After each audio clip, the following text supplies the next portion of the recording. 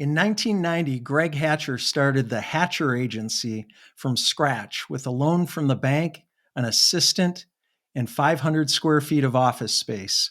3 years later, the Hatcher Agency was named Arkansas's Small Business of the Year by Arkansas Business, and it had already become the largest health insurance agency in the state. Greg and the Hatcher Agency have been the number one producer ever since, leading the state of Arkansas in health insurance sales every year since the inception of their business in 1990. Greg and the Hatcher Agency have earned numerous awards and recognitions, including lifetime status in the $1 Million Roundtable, which recognizes the top 3% of life insurance producers in the country, and a lifetime Golden Eagle Award by the National Association of Health Underwriters, recognizing the top 1% of health insurance producers nationwide.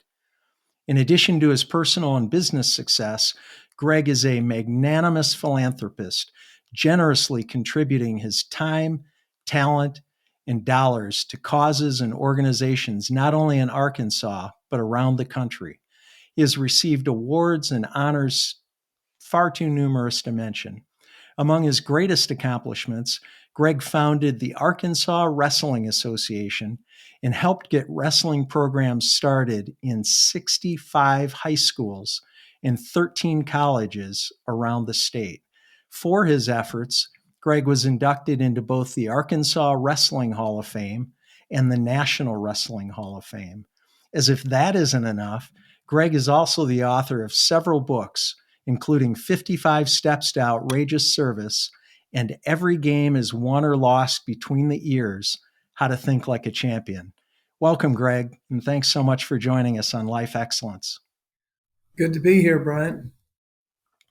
Greg, you and I have known each other a long time. We have very similar philosophies about just about everything, and I've really admired the level at which you do life.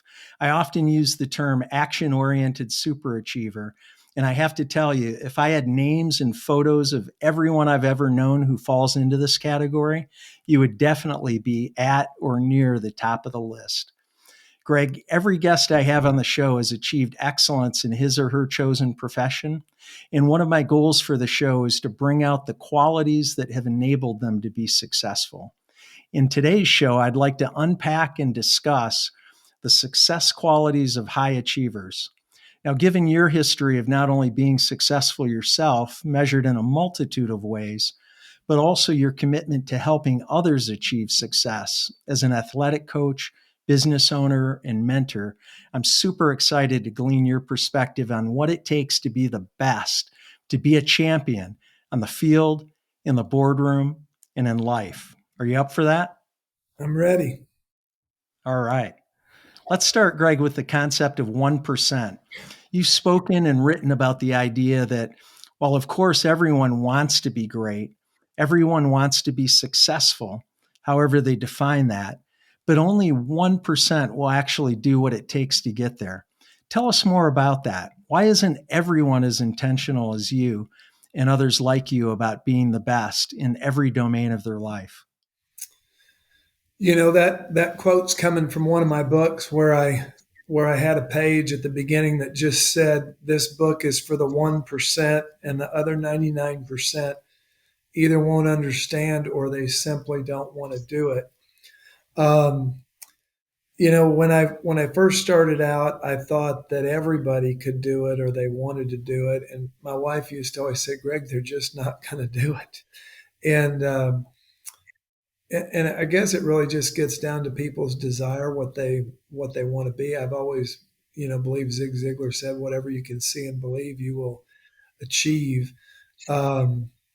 Somebody asked the other day, what were the three factors that are most important when you're hiring a super salesperson or a super achiever? And it was actually on a workshop that I was going to, and the three things were kind of interesting. Number one was coachability. Number two was work ethic. And number three was previous success. And really, when you think about it, if you talk about a whole bunch of successful people together, those three things really could be the differentiator. You know, a lot of people when they get successful, they stop being coachable, or when they get successful, they stop working hard. I think um, what worked for me was I've had some failures in my life, you know, mainly in sports where I wanted to be more than I was. And so you develop this work ethic to try to overcome those obstacles. And before you know it, they become habit. And the thing that I love about sales is that they only count your victories, they don't count your losses. So if you have that work ethic and you just keep going, then there's never enough. In other words, I'm not money motivated. I'm win loss, you know, motivated. So a lot of salesmen, if they get out there and they do well, they'll sit on their laurels. I'm making enough money, I'll go home. I never did it for the money. I did it to win. So you just keep coming, and that work ethic, you know, becomes a habit. And so I think you become what your habits are. And I think getting beat in the wrestling room, not getting as many hits as I wanted on the baseball field, the struggles that I had in sports, I was such an overachiever and hard worker there that when they unleashed um, those same traits on the business world, it was really, really easy because in the business world, people don't have coaches that are yelling at them to do their best. They don't, they're not necessarily the best trained athletes. When you're a college athlete and you're going against other college athletes, they are at the absolute peak. When you go in the real world, it's just the average Joe.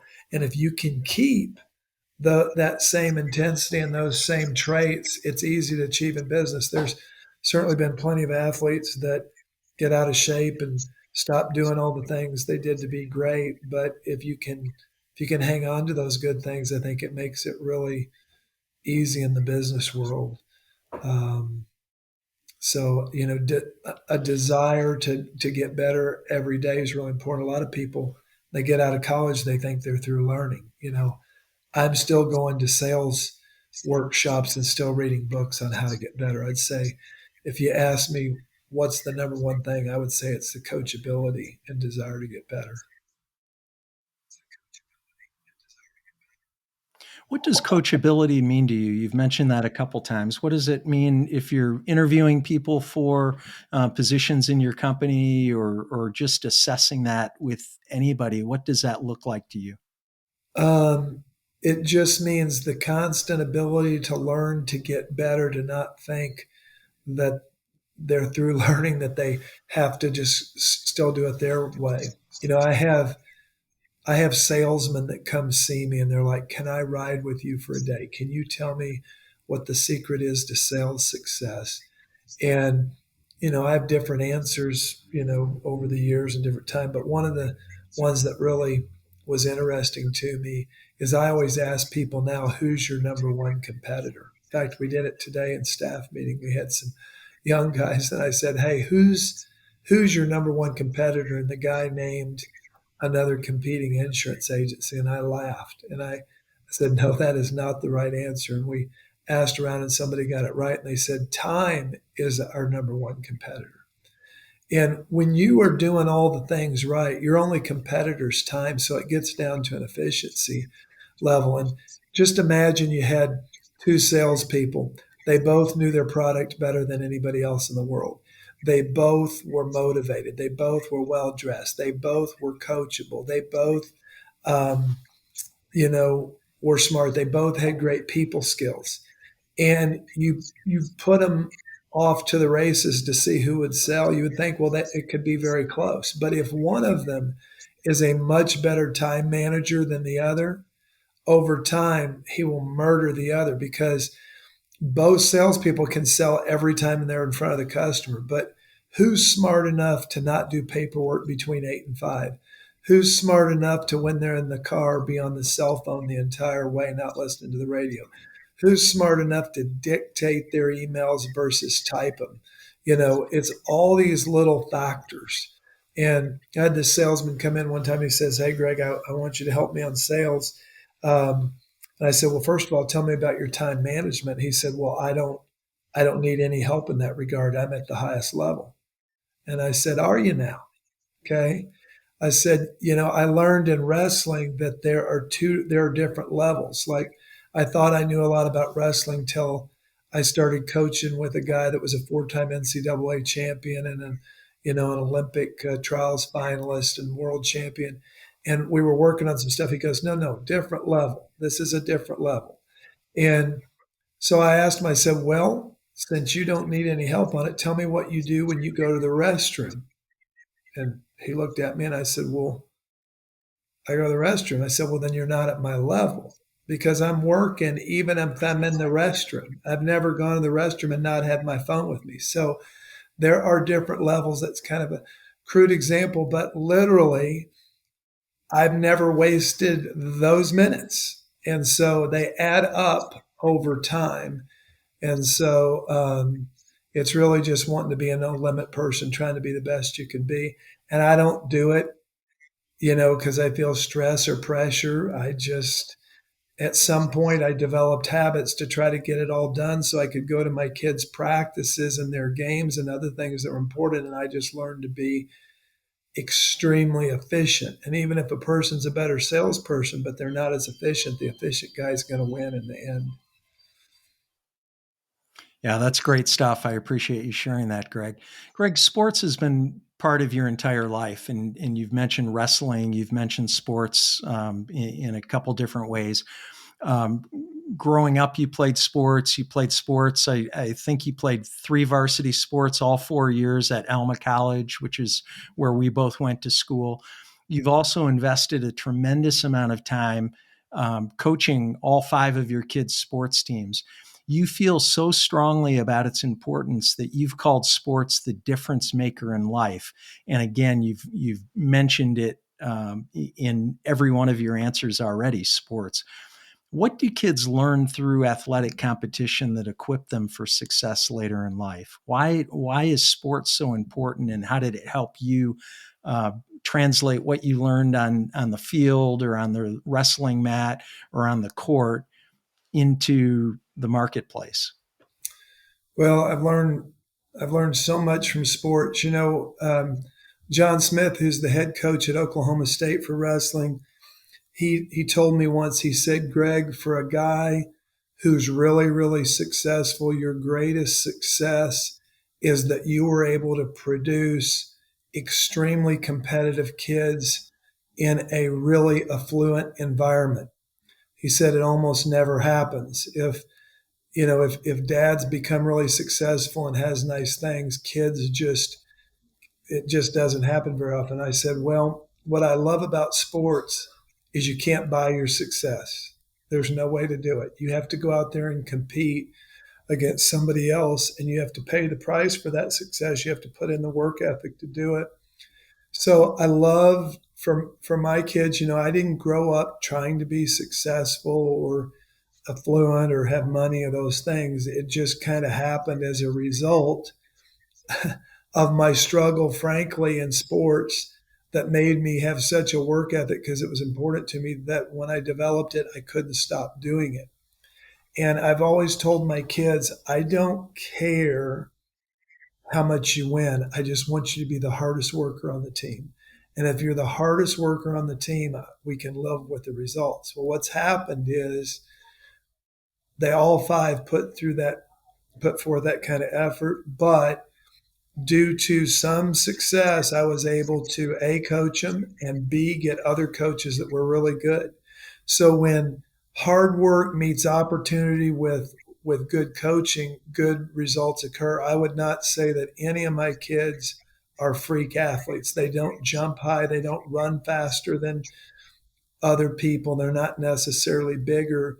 I will say that they can run farther than other people. In other words, the one gene that we have is that we can run marathons. We have the endurance gene. And if I only had to have one gene, I'll take that one because that will let you do, all the hard work. But, I'm proud to say all 5 of my kids became way better athletes than I did. I don't think their genes are any better. I just think better work ethic from an early age with better coaching and great desire. I've often said you can learn everything you need to know in business on the sports field. Would you rather have a 4.0 graduate that doesn't know how to compete, or would you rather have a 3.0 graduate that absolutely will fight you tooth and nail till the end? It's really hard to beat somebody that never ever gives up. And so I love the combination of good students with good athletics. Good athletic background, but most of all, kids that will compete. When I hire people at the agency, I want athletes because I know they've had to be on a team, get along with others, that they've had struggles, that they've had somebody in their lunch, and that they have to keep working through obstacles. One of the things we say in wrestling is wrestle through it. They'll wrestle through those obstacles. Doesn't mean we won't hire somebody that's not an athlete, but it certainly is a plus. And I can always tell when I've hired someone who was not a teammate because they have trouble being a good teammate sometimes. Even if they're from an individual sport, they don't know how to sacrifice for others. It's too self-focused. So I love some team sports, love some individual sports like wrestling where you're out there all by yourself and you have to figure it out. So Yeah. that's a long answer, but No, that's okay. You mentioned kids. You mentioned that you occasionally hire people who haven't played sports, and I wanted to ask you about that because lots of kids play sports. Probably most kids play sports, and you know that some kids just aren't built that way. mhm. And are there, in your experience, is there another background or other activities outside of sports that you look at and say, "Hey, this is an example of what I'm talking about," even though it didn't involve sports? Well, I'm gonna give you my real answer. I'm not worried about politics or whether it's politically correct, but one of the things that I have learned is that when a person becomes a mother or a father, they become a much better employee because when you become a mother and a father, you learn to quit just looking at things from your perspective. You have a higher power. Your kids are almost always more important to you than yourself. And so they learn how to sacrifice. They have to get more organized to get it all done in the day. They have to get along with others at school or with other parents. It's like they just grow up. Consequently, when someone is uh, not married, not in a good relationship, sometimes they don't know how to do that as well. So, there's lots of factors I'll look, but how they get along with others, what kind of parent they are, is the kind of employee that we're going to want, or not want. Um, so, a lot of those, I also say that working out fixes about everything. You know, every day I come to work, there are 50 people with their hand out. They want this, they want that, whether it's money, time, somebody's always grabbing at me. Well, I never go to work anymore. I work out 7 days a week. I never show up to work if I haven't worked out because if I haven't gotten those endorphins going, if I haven't gotten the stress out, somebody might do something, I might react badly. For example, the Will Smith incident at the Oscars. Would that have occurred in my mind if he would have done an hour bike ride before he showered and went to the Oscars? Probably not, because it just calms you down on all the intensity. But if you didn't get enough sleep, if your cup's full and something goes the way you didn't want it, you might do something silly and then it costs you forever. So I've learned over the years those nights when I'm like, I don't have time to work out this morning, I'll just go in. I bite somebody's head off unintentionally because there's so much coming at me every day. So I've learned to do that, and it calms me down and keeps me in shape and gets my endorphins going, and I make better decisions. Well, and that's something I've always admired about you. We've had the occasion to attend meetings where we've traveled together and we've been staying in the same hotel. And I have to say, I don't think there's one morning where we've stayed in the same hotel to attend an event where I haven't seen you in the gym. And if there was, it's probably because you were either there before I got there, or maybe you were coming after I got there. And that's always impressed me about you. Um, the comment about the Oscars is a nice segue into talking about mindset. You wrote the book, Every Game is Won or Lost Between the Ears, How to Think Like a Champion. And that's a book about mindset. Now, we could talk about this concept alone for hours, but Greg, help us to understand the essence of mindset in the role how we think plays in success. Well, one of my favorite lines is the game is not won in the game is won before the game. And another way of saying that is the horses are in the barn. Okay. There's nothing you can do now. Your preparation prior to the game really determines the outcome. It's not like, I know we have gamers, some people that play better with the lights on, but for the most part, those people that play better with the lights on, in my opinion, have paid the price and know they deserve to win when the opportunity comes. So they're willing to take the shot, to win. Certainly, we don't win every time, but I wrote Between the Ears How to Think Like a Champion based on all my coaching experiences and another guy who I coached with of youth athletes, all five of my kids. And every time something would happen, I'd say, that's another chapter. That's another chapter. And,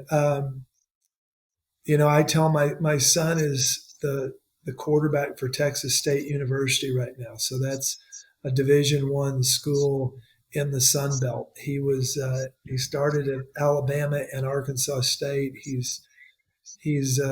started for 3 years now as a college quarterback, off and on. Sometimes you rotate in and out, but there are so many predicaments that he's going to be in or could be in, and I'm always telling him, you have to know the answer before you get there. If you're in a situation where there's drugs, you better know the answer. We can't make a decision then. If there's are you going to help your teammates? Are you going to stop this or that from happening? Are you going to play it safe? Are you going to go for it and throw the deep ball if it's there? Are you going to watch your film after every game, whether it's good or bad? All of these things are part of the mindset, to his success. And, when I dropped him off at Alabama his freshman year, I just told him, I said, you go to practice, you go do another practice on your own, and you do extra film on your own. If you do that for 5 years, when you're all done, if you're drafted in the first round of the NFL, or if you never play it down, you can live with that. But anything less than that, you may have trouble living with it. Well, I can't motivate an 18-year-old with a talk like that. I can just state the facts. But he's done it every year. He's in year 5 right now, and he's done it every year. And he's on track to be able to live with whatever the outcome is. And that book has story after story, for a youth athlete or even a high school or even a college or pro athlete. If they read it and they bought in, you almost couldn't go wrong. And so I really enjoyed writing that book. When my mother read it, she said, I finally understand you after 40 years. She never really understood till she read that book. Greg, a lot of what you've been talking about in the story where you're describing your son at Texas State is about going the extra mile. Now, it's a concept. Everybody knows what that means. It's not rocket science, and yet not everyone strives to be the best. Why do you think that is? And what opportunities does that create for people who are driven and willing to work hard? So I'm going to answer this in a roundabout way. I have 5 kids, 4 daughters, 1 son. My son, my son was different, in that I played him up a year or two sometimes when he was a kid, and so he was never.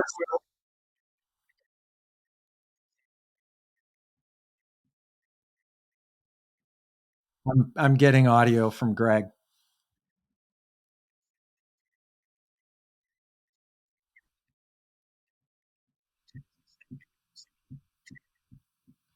Okay. Okay. Well, Greg knows the question. We can jump into it. I'm going to answer that in a roundabout way. I had four daughters and one son. And my son, I was always playing him up a year or two in the early years. Sometimes he'd play on a football team where he was 1 or 2 years younger. And so he never felt like he was a superstar, and he wasn't quite as sure of himself. And that really continued for a long, long period of time in his life. So you're always coaching people differently. For him, it was always, I told him he could do it. I always told him I was sure he could do it. I envisioned in the future him doing it. And just think how powerful that is when you're a 6 or 7 year old kid and your dad thinks you can do it. That makes a big difference. Even as a college athlete, I always let him know, or as a high school athlete, I let him know. I always thought he'd be a college athlete. As a college athlete, I always let him know I think he's as good as anybody in the NFL. And so that affects the outcome. If he's not, I'd tell him it's okay to live with that too. But in the end, I always go back to, you've heard Nick Saban say it's about the process, not the result. I always go back, if you put the work in, it's going to work out. I always remind them, if you're going up there every night till 10 o'clock working and the other guy's not, even if the other guy's a little better, over time you will pass him up. And we're now to the point where when you pay the price and put in those kind of hours, there's only a few people on the planet doing that. And so you deserve success. When I started my insurance agency, I was 28 years old. I came to the office at 6 in the morning. I worked till 6 at night. Then I went home till 9 o'clock to see my wife and one child. And then I went back 9 to midnight. That was my day for 1 year. I didn't buy a new pair of socks. I didn't buy new shorts, nothing.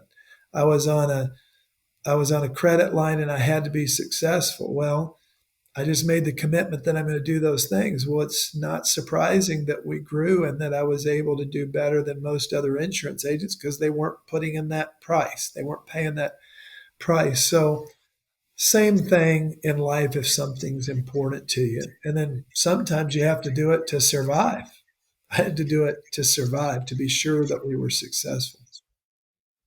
You mentioned the cost that excellence or going the extra mile comes at a cost, and you alluded to it a little bit. But if you could tell us more about it, what sacrifices do people have to make to be the best, and why is it worth it? Surely you talk about that in the Hatcher Agency with agents.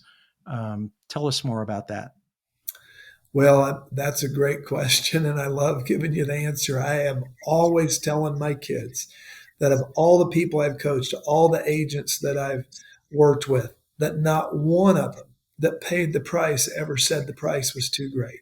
They all would tell you it was worth paying the price to be better. And one of the examples Tom Peters used in his book, In Search of Excellence, was he said, if you play a basketball game and one team scores 100 points and the other scores 99, one's a winner and one's a loser. And if you do that 30 times in a row and you're only 1% better than your competition, you win all the time.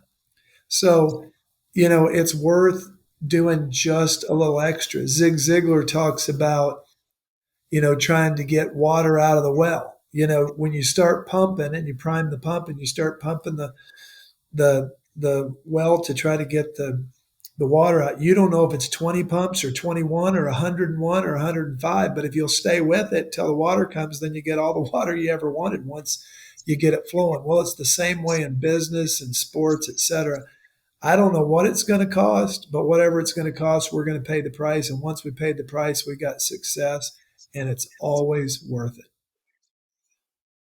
That's great. You had, I just wanted to make sure I touched on it. You had talked a little bit earlier about how you encouraged your son, how you told him that he was a great player, that he had NFL potential. I call that concept holding a vision for someone until they can hold it themselves. And that's really great. It's a great story that you told. It's a great concept for parents. And the way you told it, I think, is very clear and easy for parents to understand. Translate that to the marketplace, though, to business, because you're doing the same thing when you're managing people, when you're leading people. What does it look like in that domain? Well, there have been many of my employees that I've hired, and I and what happens is maybe you've hired someone to be an account executive, but all of a sudden a position opens up, somebody leaves, somebody retires, and you have to put somebody in before they're really ready. Okay. And that's the best way to get good in a hurry is get dropped in the water and sink or swim. So I have to put them in, and I've had people come crying and say, I can't do it. I'm like, you can do it. I can see it in you. You absolutely can do it. We're going to get some blood on our knees. We're going to skin our knees. We're going to learn some things, and that'll just make you better quicker. So, no different than I had to do with my son. I have to tell these employees they can do it. One of the things that we do at the Hatcher Agency as well is when I hire new people, I do the males, somebody else does the females for obvious reasons, but I'll take them suit shopping, and I will often buy 4 or 5 suits for them. And the deal is we have Dillard's in town, and when they have a suit sale, we'll go. But I go pick the suits out with them, the shirts, the ties, and I tell them how important it is to look great getting off the bus. That you have to look like success. Well, if you don't think dressing somebody up and making them look like $1 million doesn't make them feel better about themselves, it does. We just had I have 5 pairs of shoes in my office right now for 5 of the young guys that we just went and we picked out their shoes, and we get them dressed and we get them off to a good start. We give them a chance, to be successful. Same thing in sports. I'm going to try to get them some matches or some games where they can be successful. And then when they do, really emphasize, look, I told you you could do it. I knew it. You know, everybody wants a coach that, believes in them. And not to stay on the sports side, but I think you'll find this story quite interesting that tells it all. But when my son was a senior in high school, we had a threat at the high school that a guy was going to come and shoot up the school the next day. Okay, so there was a warning, there was a letter, there was some signage that tomorrow I'm going to come to the school and I'm going to shoot people up, and you know how terrifying that would be as a parent. And that night, about half the kids in the school were not going to go to school the next day. And the problem was Lane had a baseball game the next day, and I called the AD, who's a friend of mine, and I'm like, hey, is there any way he can just come to the baseball game and not to school? And he said, no, you have to be at school half the day to play in the baseball game. And I said, well, I got to tell you, I'm a tough guy, but it kind of makes me nervous. Wouldn't it be worth just missing one little old day and still let him play baseball than to have to miss the baseball game? He can't let his teammates down. I said, you kind of put me in a position as a parent. Am I being a dummy sending him to school, where he could get, shot? I mean, you never know. These threats sometimes are real. And he said, if we shut down the school every time there was a threat, then kids would just be making them all the time and we'd never have school. So Lane went to school, and about 11 o'clock, I got a call from my wife screaming. And she said, Greg, Lane has written a suicide note, and you have got to get up to school and get him, because in his phone, he had written this note, and it was tied to my wife's phone, and she could see the note. So in it basically said, if you're reading this, he talked to each of his sisters. He talked to his mother. He talked to his good friends. And when he got to me, he said, Thanks, Dad, for believing in me before I could even believe in myself. So I drive to the school. I get to the principal's office. They announce on the loudspeaker to get him out of school, and they bring him to the principal's office. And I'm like, Wayne, what is this note that you've written? And he's like, what do you mean, what note? I said, Mom's got this information on your phone. And he got disgusted with me, and he said, do you really think I'm suicidal? He said, I wrote that note in case the shooter does come to school, because as a wrestler, he was a 4-time state champion wrestler. He goes, who do you think's going to have to attack the guy first? Who do you think's going to have to try to stop him? So I just wrote a note just in case. Now, if that isn't a mindset or being prepared before things come, then I don't know what is. Wow. Well, that's a great story, and I'm obviously glad that Lane's okay. I'm gonna. It's kind of tough to move on from that. Actually, that's such a compelling story. But I'm going to switch gears. And Greg, one of the things that's always impressed me about you is what I call speed of execution. I've seen over and over again that when you have an idea or something you want to implement, the pace at which you execute is always lightning fast. Tell us about this quality and why it matters and how it's different from the way most people operate. Yeah, I don't know where I got it, why I got it, how I got it. But when I started my agency, it was me and an assistant. And about 6 months in, her family inherited a bunch of money and she didn't have to work anymore. And she let me know she was leaving.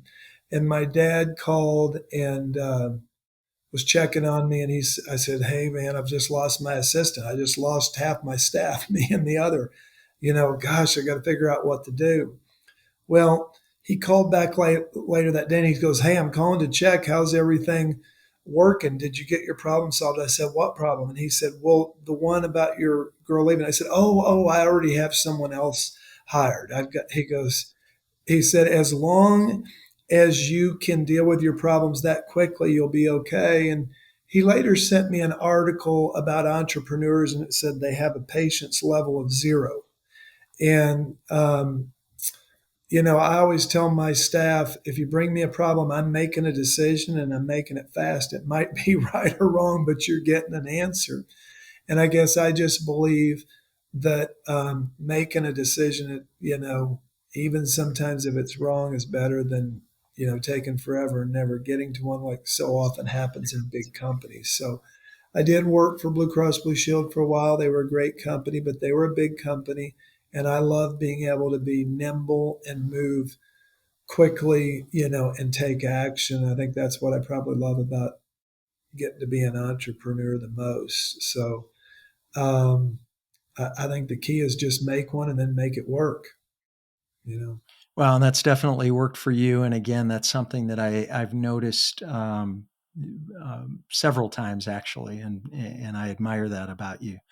Let's jump back into sports as a metaphor for life and talk about, and you've really discussed this already in different ways, but talk about the opportunity to not just become better ourselves, but also to make others around us better. When you look at the very best professional athletes, the superstars of their sport, people like Michael Jordan in basketball and Tom Brady in football, they not only played at a high level themselves, but I really believe they made their teammates better. And even in individual sports, people like Tiger Woods in golf, Michael Phelps in swimming, Usain Bolt in track, they cause their competition to be better. Why is this important? And how can we be intentional about helping those around us to learn, grow, and play at a higher level than they would on their own?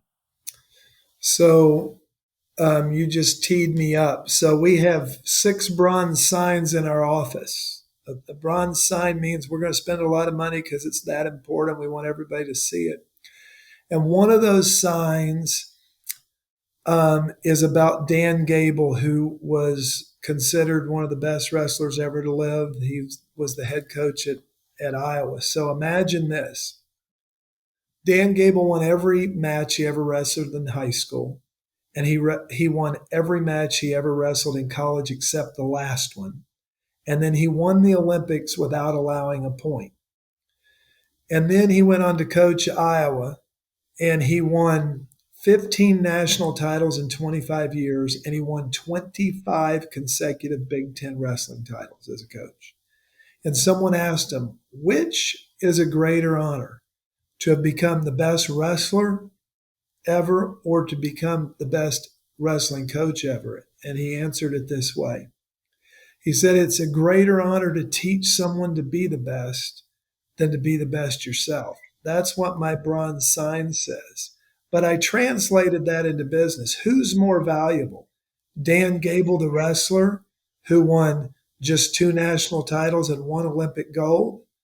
Or Dan Gable, the coach, where his wrestlers won hundreds of national titles and numerous Olympic golds? So in the business world, if you have one guy that can sell lights out, but another guy can teach other people to sell lights out, the one that can teach other people to sell lights out is much more valuable to the company. There's a series out right now, somebody told me about Magic Johnson, and it's called Winning the LA Lakers. And it's a story about his leadership, how he changed the Lakers, how Showtime came, how he went head to head, even got in a fist fight with Kareem Abdul-Jabbar because Jabbar was more laid back and didn't want to lead the team. And he was a leader right from the beginning. So no question, we actually talked about it in staff meeting today because we have little 4-man teams for service. I'm like, if somebody on your team's not doing right, lift them up. Okay. Don't let your team, the way we pay incentives is we pay the whole team or none of the team. If anybody on the team messes up and we don't meet the standard, the whole team fails, so that we encourage them to work together to do whatever it takes to make their team win and take care of the customer.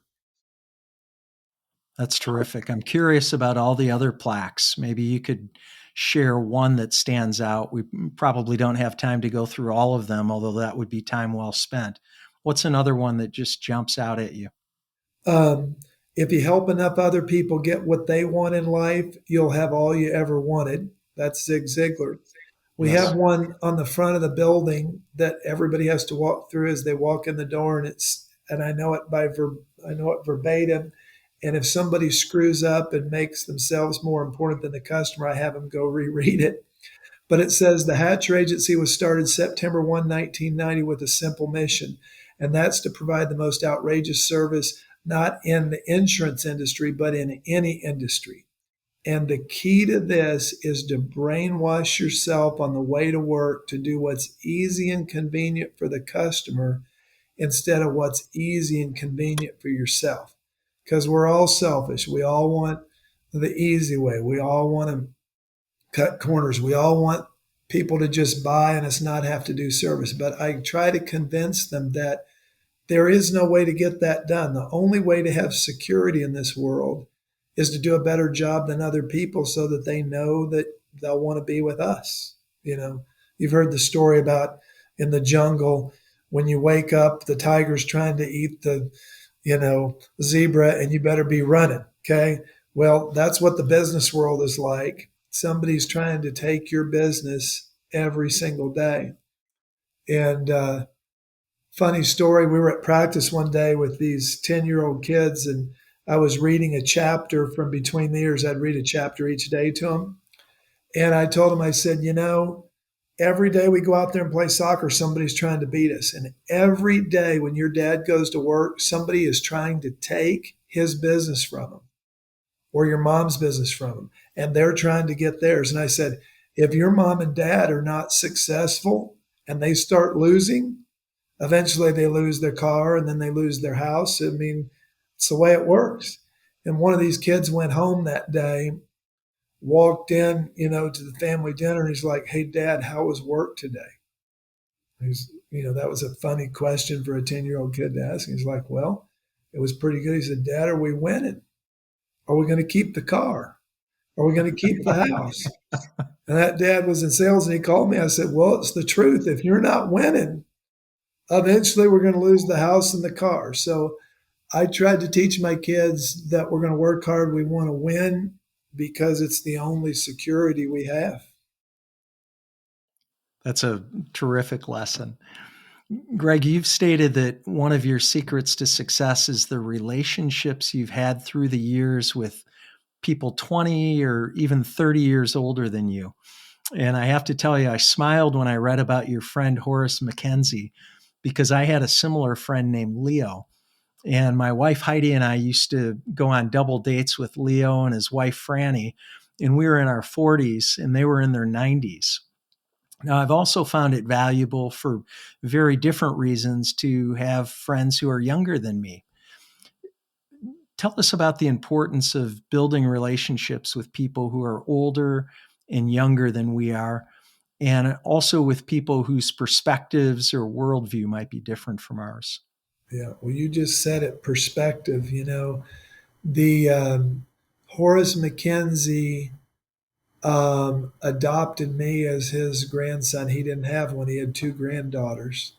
He um, was so wise. And I always say, listen to the wise old man. They've been there. If you try to learn everything from your own experiences, you're going to be way behind somebody that'll learn from somebody else's. So, I wasn't seeking that out, but, if you're just friendly and if you generally like people, you'll have a lot of friends. And I do love people and want to help people. And so, I was helping him with his Medicare claims, and he helped me with perspective and life. There's a movie out right now called American Underdog. It's the Kurt Warner story, Mm-hmm. the great pro football player. And Sure. I was talking to the kids about it, and I told them they all needed to watch it. Well, Kurt Warner was focused on football, football, football, football, and he was struggling. But when his mother and father in law got killed by a tornado in Arkansas, and the woman that he married had a son that was blind, he was able to put football in perspective. And once he had it in perspective, it wasn't life or death, and it allowed him to take risk. This is a big thing when I'm talking to people about the number one question I get from people is, how do I help my kids be successful? And I said, the first thing is, and I told Lane I wanted to watch that movie before his scrimmage this Saturday, which he did. The first thing that's so critical is Summer Sanders, who won the Olympic gold in swimming. I read a book on her, and she said the reason she was successful is because her mother took her to practice every day at 5:30 in the morning and never told her to win.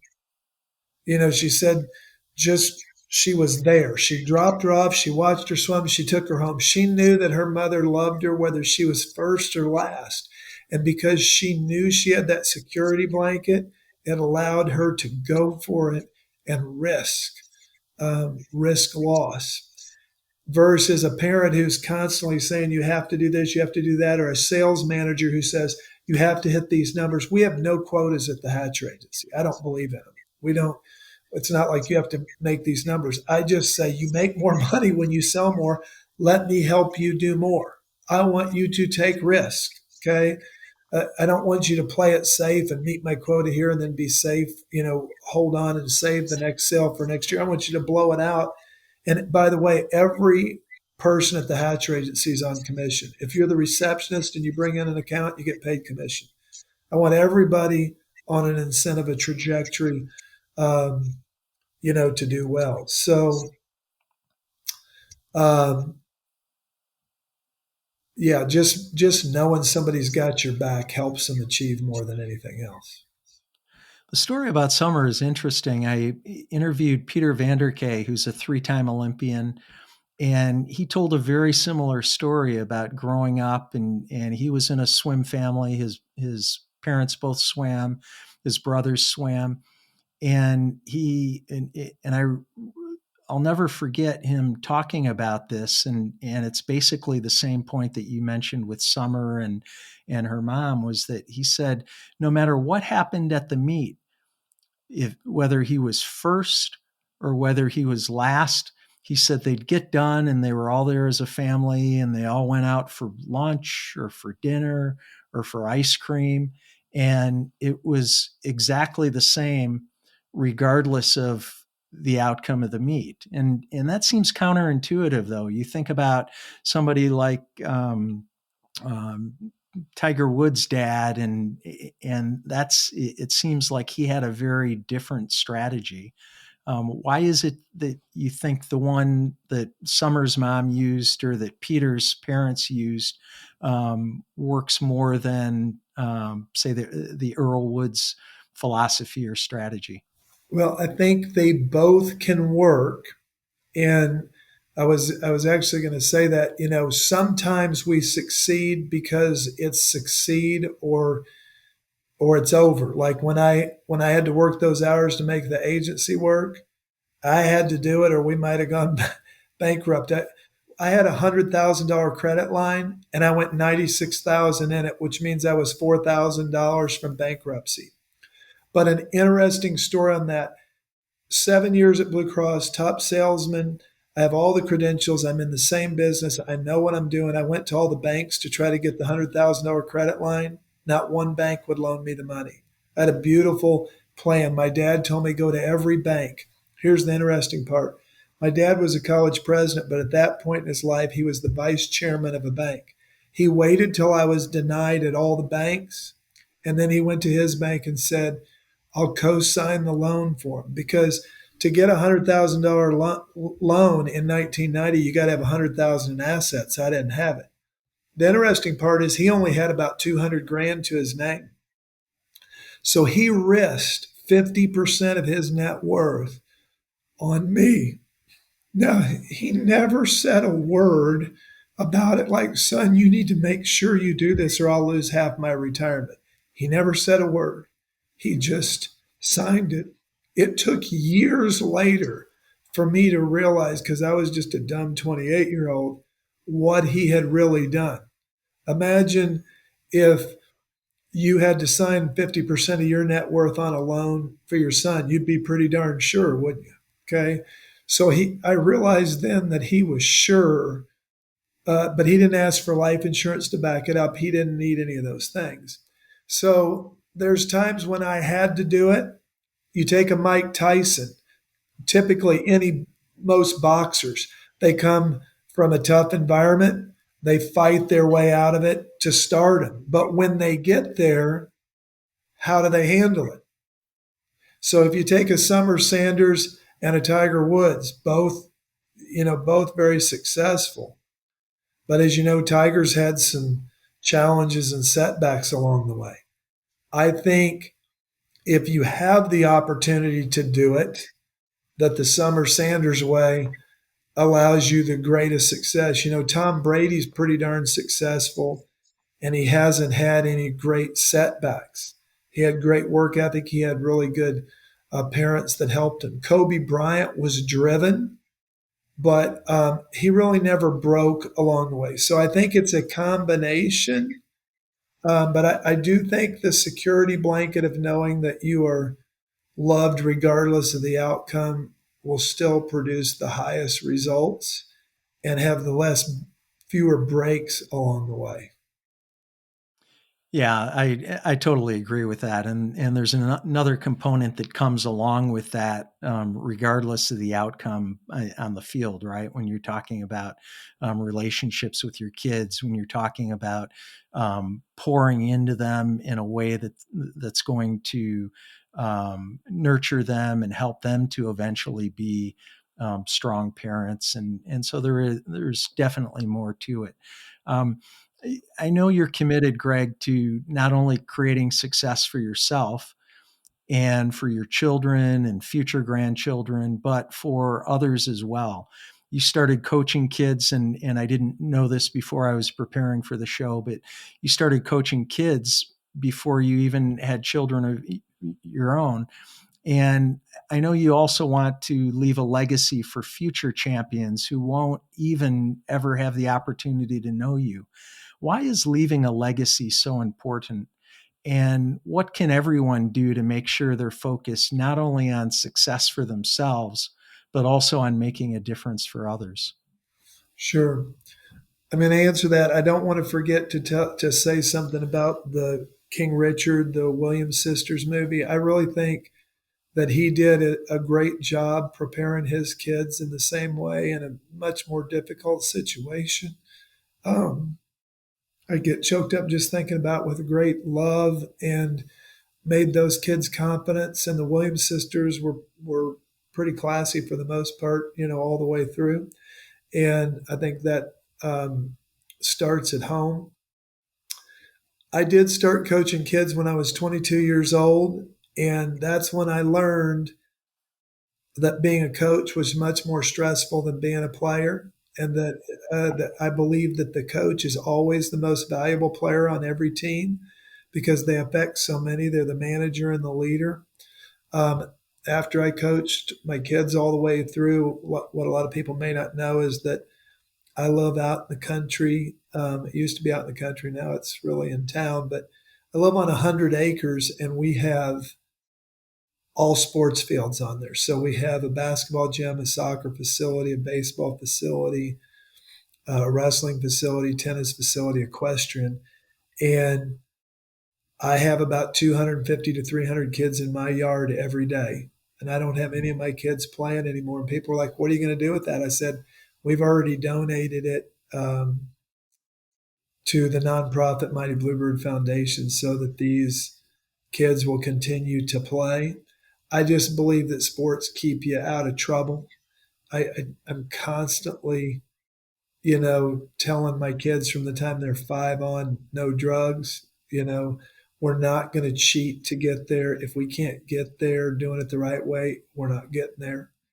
So those are all things that are preconceived that we have out there. But I guess it's kind of funny. My grandkids will someday play out there, and their grandkids. But that's right now. I don't have any kids or grandkids playing, but I have a zillion kids, and I love seeing it. So really, just giving back because sports helped me, and I just think it keeps them out of trouble. We have a little homework room. You drop them off after school. They do their homework and go right to practice. It's kind of helps parents with daycare too.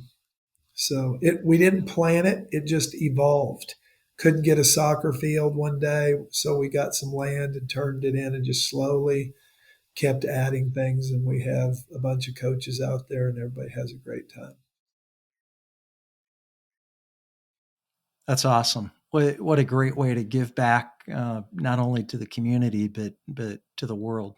Uh, that's a great, that alone is a great legacy. And I know you've done lots of other things around the state, around the country, to help kids and to facilitate athletics. And that's very admirable. Greg, we're talking about qualities of high achievers. And I believe one of the next level success traits is modeling others. So finding people who have already done things we want to accomplish and learning from their experience to create success in our own lives. For so many people, you're that person in Little Rock, in Arkansas, around the country. You model success for lots of other people. But I'm curious, who are the people who are playing at the next level that you want to achieve?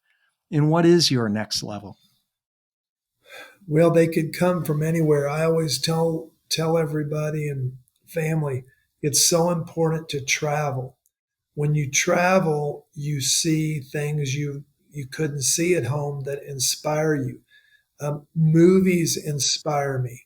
I can I can see a movie and change my whole mindset on things. Books, so it's books, movies, and um, I have a little thing called the Wall of Fame, which is about 8 or 9 people on this wall. I had it when I was in college, and 8 or 9 pictures, and underneath each one is a slogan. And I always said, if I could be a little bit of all 9 of those people, I could be better. So sometimes it's not one person, it's take a piece of this, take a piece of that. Everything I've ever done is copied. But, just to give you an example, Pete Rose is on that wall and it says, leave behind no regrets, give 100%. Well, he's gotten in some trouble, but you could never, question his effort. Roger Staubach's on that wall and it says, always be competitive.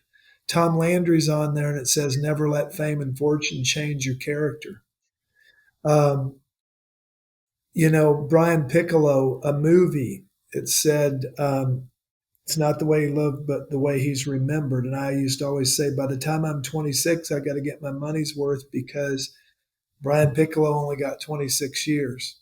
Jesus is on there and it says you have to pay the ultimate price for success. Nobody paid a bigger price. So those are just some of the people on there. But I just have a lot of good friends, coaches, people that I look up to. But, I'm at a different spot in life now. Somebody told me the other day, Greg, you only have 20 summers left, if you even have that. So at age 60, I'll be really lucky if for the next 20 years I can travel with my wife, because if either one of us gets sick, we probably can't go. And so my greatest motivation right now is, get your money's worth, get it done, do things that are important. I was going to some business conference here next week, and a guy is getting an award, and he asked me if I could be there. Well, I'm out of town. And I said, which is more important, me making one more business meeting or me being at that 75-year-old guy's award? And I said, I'll fly back early.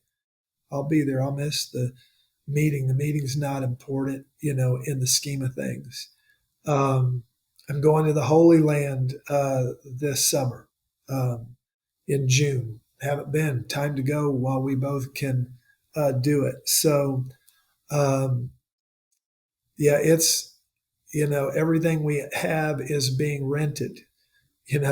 Mighty Bluebird Field is rented. I don't own it. It's going to be here well after I'm gone. And so I think I'm really at my highest motivation level right now, because I realize I've just got a short window to get more done. Kenny Rogers got a lot more done when he got older. Warren Buffett made more of his wealth after age 65. So I'm as motivated as I've ever been to get my money's worth. Every one of my close friends has had some medical catastrophe already. One prostate cancer, one stroke, one some version of a disease, not like ALS, but something like that. And I've had 3 hip replacements. So, perspective, back to perspective, kind of helps you see what's really important. Yeah. This isn't in my notes, but I'm going to make it my final question. What do you hope people will say about you when you're no longer around? That he helped me get better, that he made me better.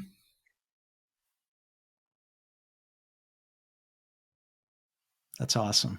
Still Greg, you make a lot of people better. Still a coach at heart. That's terrific. You make me better, Greg, and you have today, and you've made our listeners and viewers better, and we appreciate you for that. Thanks so much for being on the show. You're a true inspiration, and I really appreciate you taking time to be with us today. Well, you're an inspiration to me too, and Alma College has formed some great friendships and relationships, and it's a pleasure to serve Alma College on the board with you. Absolutely. Thanks, brother. Love you. Thanks for tuning in to Life Excellence. Please support the show by subscribing, sharing it with others, posting about the show on social media, and leaving a rating and review. You can also learn more about me at brianbartes.com. Until next time, dream big dreams and make each day your masterpiece.